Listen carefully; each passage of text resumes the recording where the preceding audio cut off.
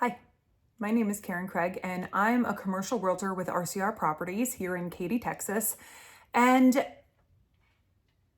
as we get further and further away from the fantastic year that was 2020, I think we start to realize how much the pandemic has affected every aspect of our life, and commercial real estate is no exception to that rule. It changed the landscape of so many different aspects of my industry.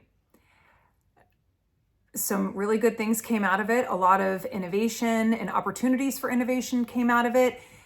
We had to learn as a society to swiftly adapt. And I mean, we all remember what that was like. Things seemingly changed overnight. There were many more, health and sanitation guidelines. Outdoor seating became the norm. Touchless technology, all of those things changed the restaurant industry. During 2020, I still owned a bar. I bought a food truck so that we could continue to operate and keep our employees employed. And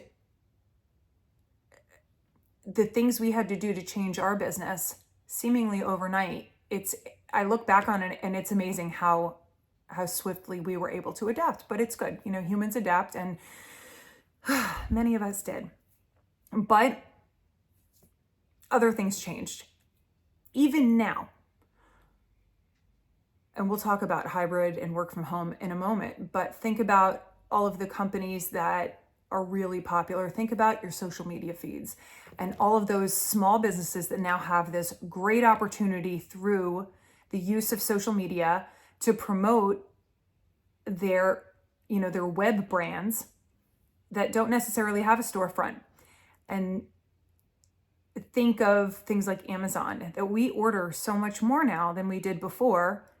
So part of what would be retail commercial real estate went to industrial, because I like to say, and I just had this conversation with somebody this morning on the phone, that if you look around you, everything that is not alive, and even some things that were alive, but we won't go there, came through a warehouse or a distribution center.